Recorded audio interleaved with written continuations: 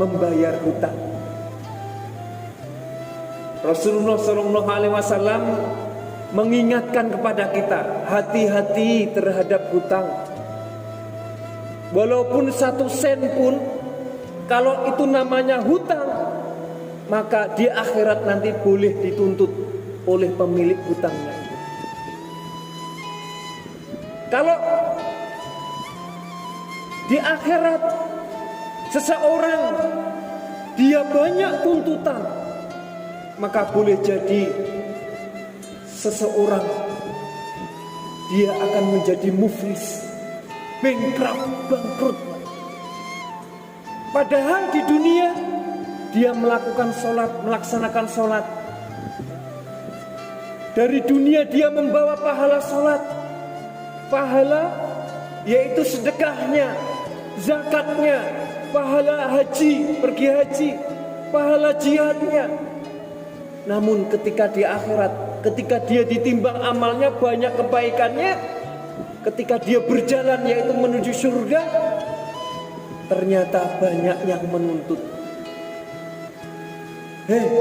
Dulu engkau punya hutang engkau belum engkau bayar, maka sekarang aku tuntut. Kata seorang hamba itu, macam mana saya boleh membayar hutang sekarang yaitu harta tidak berharga? Terus kemudian apa? Ia bayar dengan pahalanya. Pahalanya diberikan kepada orang yang menuntut. Semakin banyak orang yang menuntut, semakin berkurang pahalanya. Dulu engkau yaitu mengecek-ecek saya, mengolok-olok saya, engkau mengambil yaitu hak saya, maka saya tuntut sekarang. Diberikan pahala, dibayarkan dengan pahalanya. Bahkan Rasulullah SAW tidak mau yaitu menyolatkan jenazah orang yang mempunyai hutang.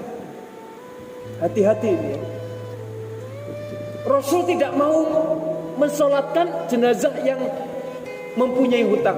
Suatu ketika Rasulullah SAW dikasih tahu sahabatnya, ya Rasul, si fulan meninggal ya Rasul.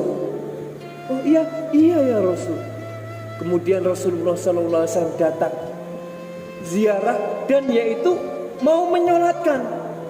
Ternyata Rasul dibisikin, ya Rasul, jenazah ini punya hutang ya Rasul. Hutang terhadap saya, dia belum bayar ya Rasul. Terus kemudian Rasul tidak jadi mensolatkan jenazah itu.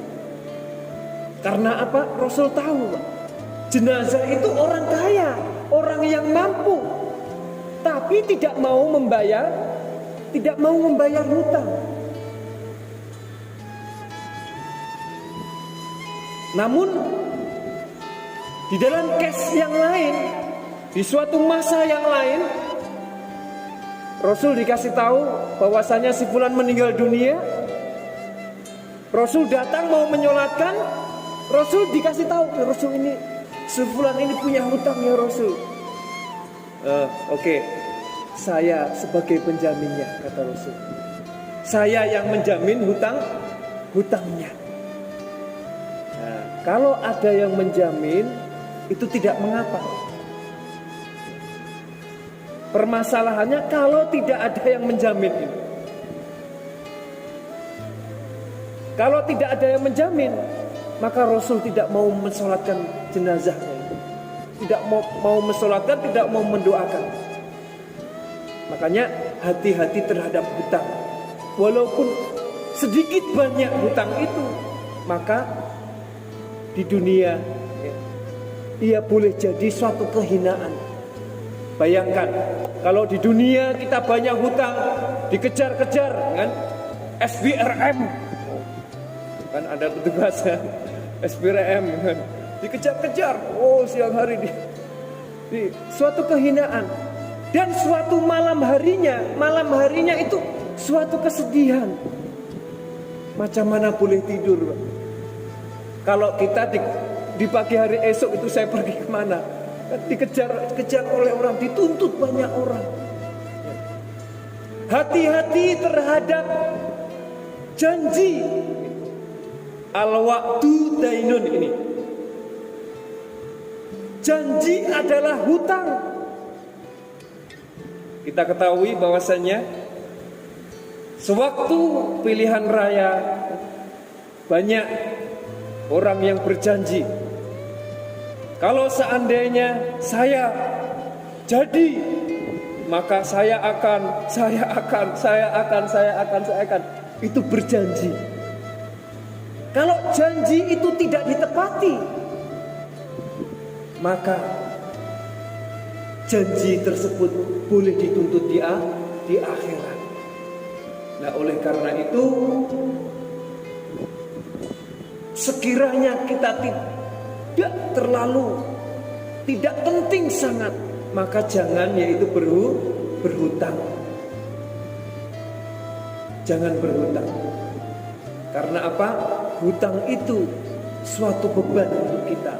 Kalau kita boleh membayar, bagus.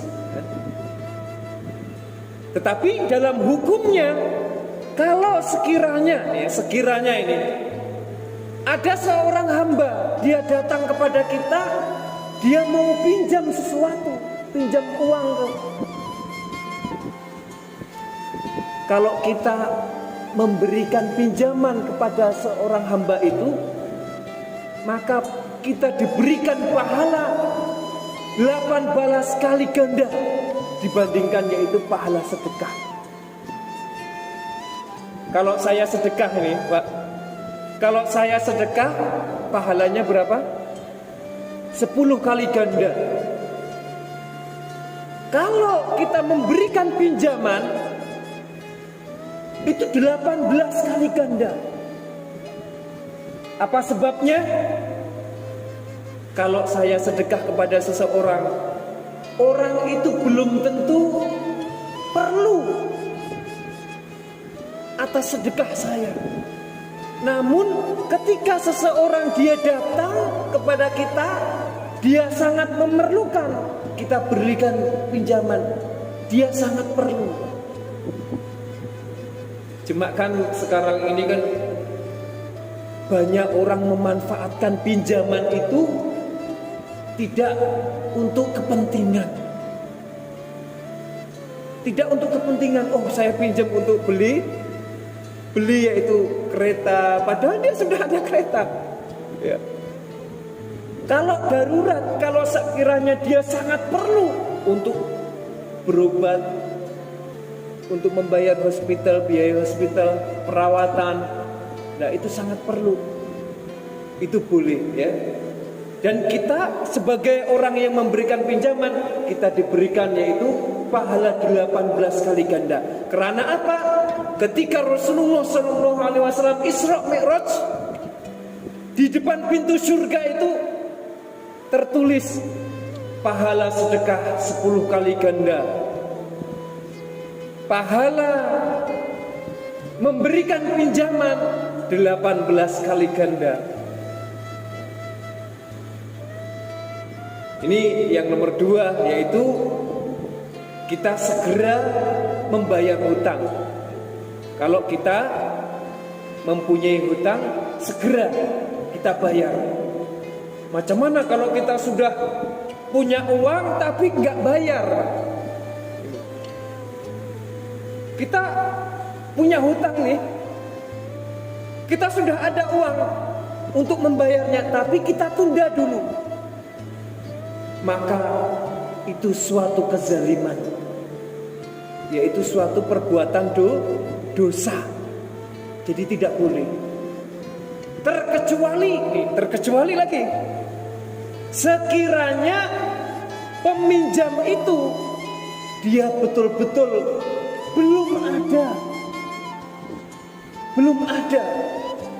Oh ya Allah, mohon maaf Tuhan, saya yaitu belum ada uang ini. Saya mohon yaitu berikan waktu 1 bulan, 2 minggu ke. Maka kalau sekiranya kita memberikan peluang, fase untuk kelonggaran membayar hutang terhadap kita, maka kita dalam satu hari itu sama dengan sedekah seharga pinjaman itu. Kalau ada orang pinjam kepada kita 1.000 ringgit, ya, 1.000 ringgit, kemudian waktu dia membayar itu dia belum punya uang. Terus gak apa-apa lah, saya kasih waktu 1 bulan. Maka saya ini dalam satu hari sama dengan sedekah, yaitu seharga uang pinjaman itu 1.000. Berarti kalau 1.000 ringgit kali 1 bulan, setiap hari saya mendapatkan pahala sedekah 1.000 ringgit, 1.000 ringgit, 1.000 ringgit, 1.000 ringgit. Nah, ya. Kalau kita memberikan masa, ya, memberikan masa, memudahkan orang lain membayar. Tapi ingat, sekiranya kita sudah punya, segera membayar. Yang nomor 2 yaitu segera membayar hutang.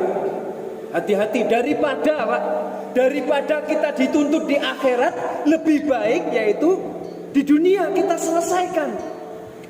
Maka apabila ada seseorang yang meninggal dunia, maka ahli warisnya suka berpesan kan, barang siapa yang mempunyai kaitan hutang piutang terhadap jenazah, maka silahkan yaitu menghubungi ahli warisnya. Nah, ini dalam rangka apa? Memudahkan urusan yaitu terhadap jenazah itu. Karena apa? Kasihan Pak, kalau seandainya seseorang dia meninggal dunia, dia membawa hutang, ruhnya mu'allaqatun bainas sama'i wal ard, tergantung di antara langit dan bumi. Oh, bahaya ini. Dia tidak diterima. Ruhnya tergantung sampai yaitu hutangnya itu dibayarkan. Itu yang nomor 2, yaitu membayar hutang.